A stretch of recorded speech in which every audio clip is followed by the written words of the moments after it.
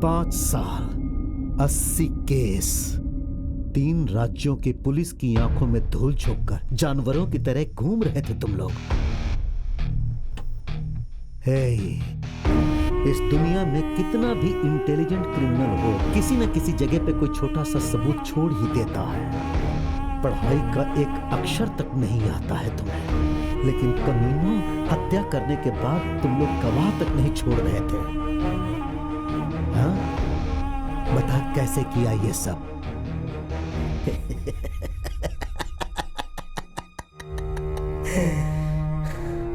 आपको पता है साहब, जब मैंने पहली हत्या की थी तब भी पकड़ा गया था।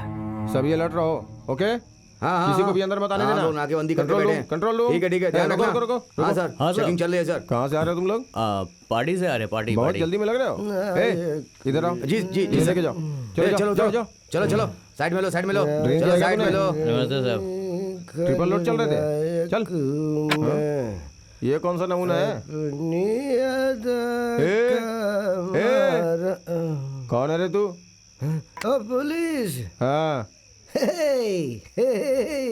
अबे तेरी तो चल इसको लेके अंदर बैठा। जी सर अंदर चल अंदर चल अंदर चल अंदर बैठ चल। साहब क्या हुआ? मैंने क्या गलती की साहब? हाँ? मुझे यहाँ पुलिस स्टेशन क्यों लाए हो साहब? बात कर रहा हूँ तो आप मुझे मार रहे हो।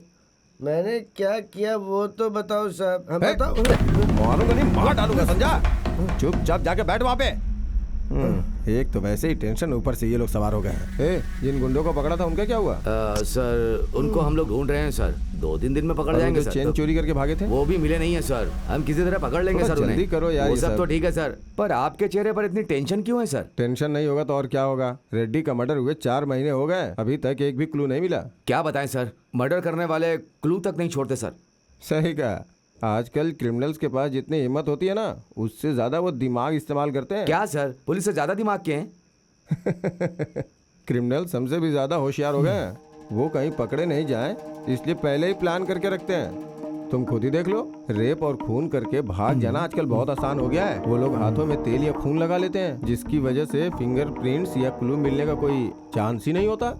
उस कनकपुरा वाले केस में ही देख लो, एक महिला का रेप करके उसका मर्डर कर दिया गया और कोई भी क्लू हाथ नहीं लगा। अब बताओ, जब पुलिस के हाथ क्लू ही नहीं लगेगा तो किसी क्रिमिनल के ऊपर हम हाथ कैसे डाल सकते हैं? कोई सवाल ही नहीं उठता। और एक खास बात बताता हूँ, सुनो। अगर हम लोग किसी तरह से उसे पकड़ भी लेते हैं तो सबूतों के अभाव में उसे छोड़ना पड़ जाता है। हम उसके खिलाफ कुछ साबित ही नहीं कर पाते। वो रेप और मर्डर करने के बाद छोटी मोटी चोरियां करके अपने आप को पुलिस के हवाले कर देते हैं, फिर कुछ दिनों तक जेल के अंदर रह के बाहर निकल के मौज करते हैं। इससे बड़ी सारा काम करते हैं और हम हाथ पे हाथ धरे बैठे रह जाते हैं। हमें लगता है कि हम बहुत ज्यादा चालाक हैं, लेकिन सच कहूँ तो वो हमसे ज्यादा चालाक है। और अगर हम इन्हें पकड़ के कोर्ट से सजा दिलवा भी लेते हैं तो कौन सा इनके पीछे भी होने वाला है? ये लोग बस ऐसे ही होते हैं। Good morning sir. साहब साहब साहब साहब, मैंने कोई गलती नहीं की साहब, मुझे जाने दो ना साहब, मुझे जाने दो ना। मैं आपके पैर पड़ता हूं। तूने गलती की है या नहीं, ये मैं फैसला करूंगा। चुपचाप जाके बैठ वहाँ पे। एक तो वैसे ही टेंशन, ऊपर से मूड खराब कर रहा है। सर सुबह फोन आया था, वो बंदीपुरम में चोरी हुई थी ना, और हम उन लोगों को ढूंढ रहे थे ना, वो दोनों मिल गए सर। तो फिर इसे क्यों पकड़ा है? भेज दो बाहर। चल उठ जा, चल। अगर दोबारा तू सड़क पर पेट से पी के नजर आया तो तुझे चीर करके रख दूंगा। नहीं दिखूंगा साहब। जा साहब, जा जा जा जा साहब साहब, चल जा, ये लो ना। चल ला, चल जा।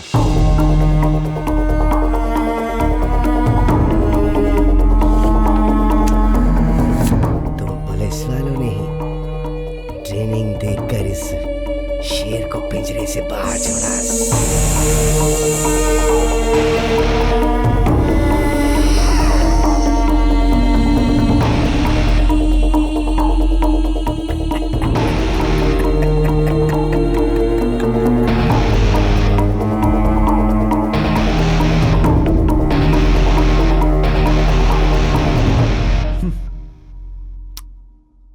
देखा ना प्रताप, हमारे ध्यान न देने के कारण कितने सारे निर्दोषों पे जुल्म हुए हैं। हाँ सर, और अगर न्याय करना है तो इनका एनकाउंटर करके खत्म कर देना चाहिए। नहीं प्रताप, कोर्ट में ही इन्हें शिक्षा दिलाते हैं।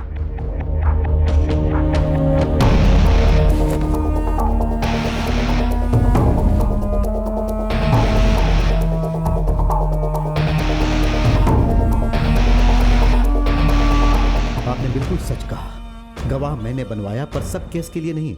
सही केस को आधार बना के इन्होंने ही ये सारे अपराध किए, इसका यकीन करके न्याय के स्थान पर प्रस्तुत करने के लिए मैंने इस केस में गवाह बनवाया, जेवर प्रस्तुत किए, अपनी ताकत से यकीन दिलवाया, क्योंकि मैं ये मानता हूं कि चाहे 100 गुनहगार बच जाए तो भी परवाह नहीं है, लेकिन किसी भी निर्दोष को सजा नहीं मिलनी चाहिए। गुनाह चाहे 1 हो या 100, गुनहगार को सजा मिलनी ही चाहिए। ये लोग बाहर आके किसी भी निर्दोष पे अन्याय ना करे, ऐसी मेरी सोच है madam.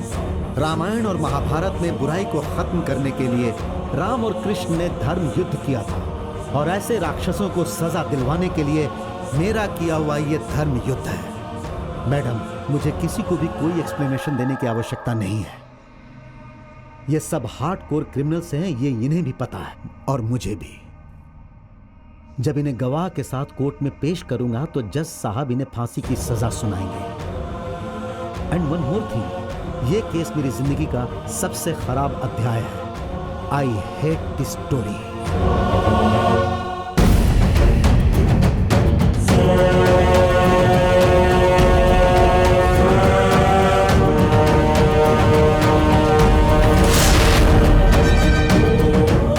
There is no absolute truth in the world. सच और झूठ सिक्के के 2 पहलू होते हैं। शेर के चरित्र के बारे में जो भी शिकारी ने कहा वही सच है, हम यही मानते हैं। जिंदगी में अपराधी बनने वालों का परिप्रेक्ष्य मैंने दूसरे भाग में बताया है। आपने अब जो तीसरा भाग देखा है, ये पुलिस का परिप्रेक्ष्य है। ये सच के क्रिमिनल्स हो सकते हैं या फिर निर्दोष हो सकते हैं। इनको सजा मिल सकती है या फिर निर्दोष होकर बाहर आ सकते हैं।